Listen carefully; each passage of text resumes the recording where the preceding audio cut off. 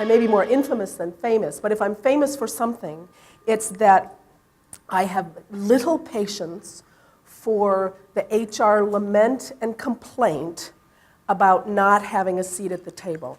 And I think this conversation we're having today about early adoption and technology and human resources may have a connection to this feeling of, are we really part of the strategic business leadership of our organizations? Early adoption and HR, is that really an oxymoron? Now, I've been a business leader for 30 years, but for 30 years, HR has been my customer. When I talk to HR people, this is what they describe as what it's like to be in HR, right? Hair on fire all the time.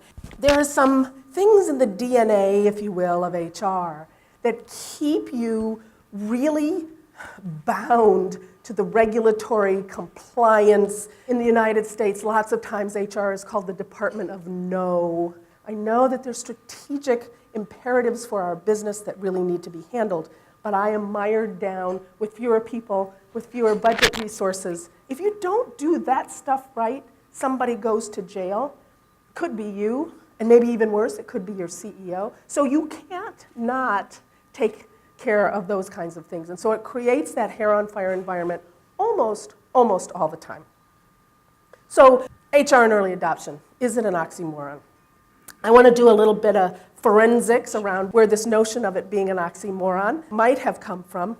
In the United States, really after about 1930, personnel management really came into its fore, and it really was a command and control kind of function. It was about time and attendance. It was about making sure that people were doing what we wanted them to do, where we wanted them to do it.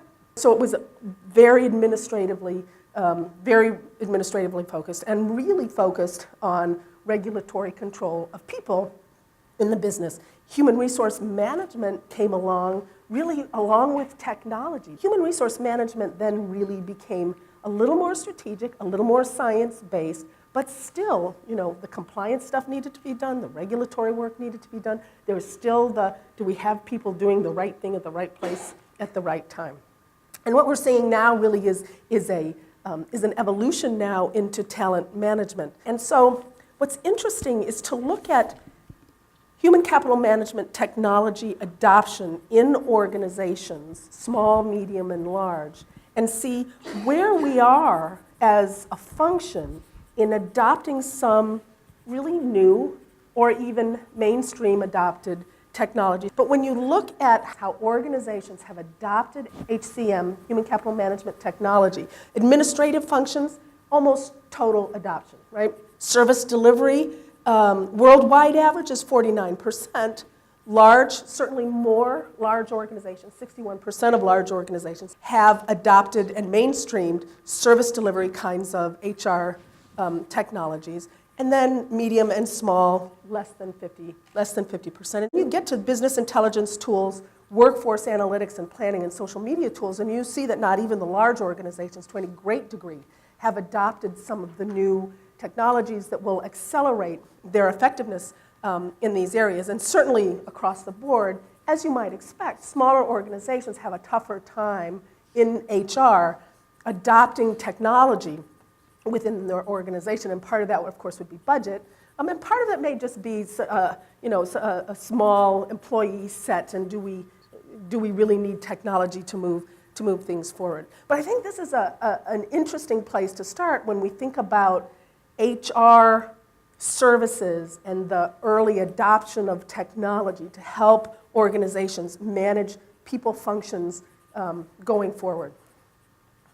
So a couple of models to think about. Social technologies was a huge technology trigger. So it got to the peak of inflated expectation. Early publicity creates some viability, produces some success stories. So we start to see things in the paper and the business press and the popular business press.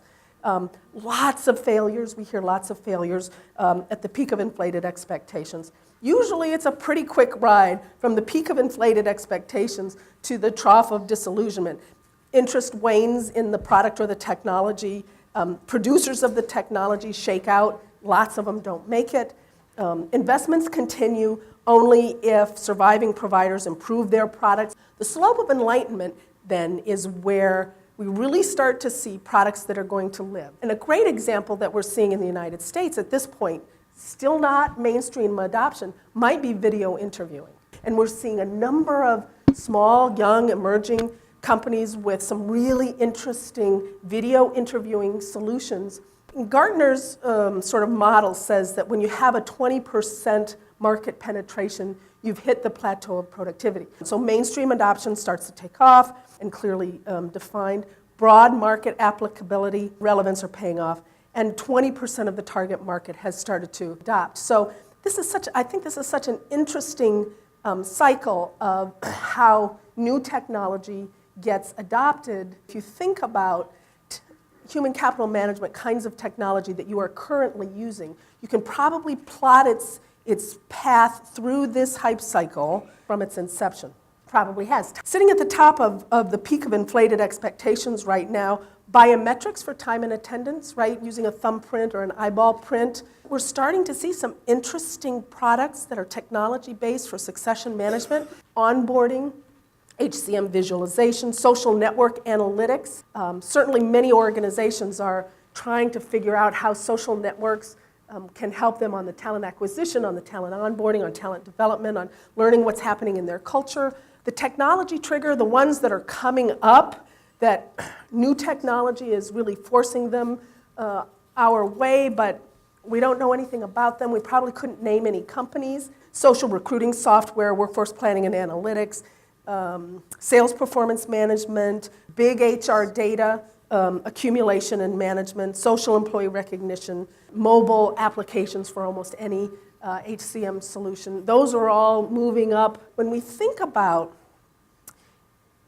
human capital management technology and how it's been deployed in organizations, as opposed to big ERP solutions that the CFO buys or that the head of accounting buys, there's some differences between organization-wide solutions and many of the niche kinds of products and solutions that are just moving up the technology trigger to the peak of inflated expectations at this point in time.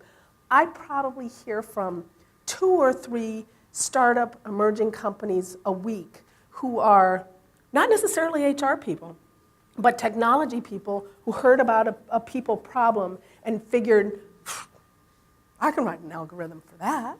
And they do, and it might be elegant, it might be clunky, it might work, it might not, but they don't have any way to test it. They don't know anything about HR. They don't know how HR buys things. They don't know how HR bundles services. They don't know how HR is structured. And so there are a myriad of fascinating, sometimes really clever, really, really elegant, and probably very, very useful solutions coming into the market that are having a hard time finding their way to you. Talent, the management of talent, the development, retention, and engagement of talent clearly is becoming one of the most important business imperatives everywhere in the world, and the money is coming in to help try to fix those problems and invest and find winners. So that's kind of the technology experience with human capital management. You can see this curve, and his work suggests that regardless of what kind of social set we're looking at, this is how it works every time. So 2.5% of the population of the group will be innovators, right?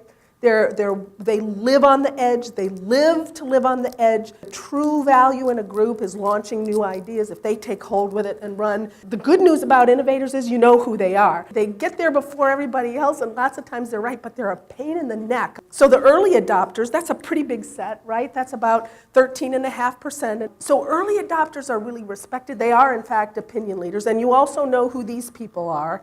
They're the individual everybody checks stuff with. Having them on board decreases uncertainty, and getting their stamp of approval means you're probably going to, whether we're introducing new technology, we're introducing a new process, we're introducing a new person, if we've got Bob's stamp of approval, we probably will get everybody else eventually. Now, the early majority is a huge group, 35%. They don't just change, they don't just adopt new ideas because they like new ideas. In fact, they really don't. They're seldom opinion leaders. They follow, sometimes willingly, not always, but sometimes, but they'll never lead the initiative. Grudging adoption, I guess is a good way to put it. And then the last group, happily, they're not a big number, 16%. They're the last to adopt, almost no opinion leadership. And we think, you know, where is HR on this curve? I'm not sure anybody would say as a function, as a group, that HR are innovators, live for danger, live for risk, when the DNA of HR really is risk mitigation, compliance. It might also be unexpected to think of them as early adopters. Individually, there may be lots of HR people who are early adopters. Not necessarily living on the edge, but always looking for the next best way to get things done. Where really on this particular curve does HR primarily work? And maybe it's two questions. Where does the organization think we are, and where are we really?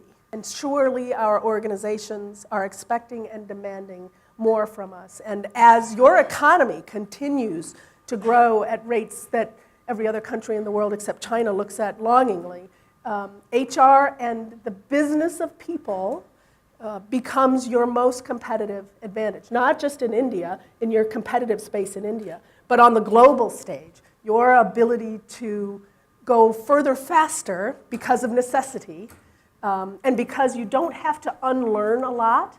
The most compelling, the most innovative, the most forward-thinking HR in the world is happening in India. So I think that's you all. I believe you all are mostly HR people, so I think that's mostly you.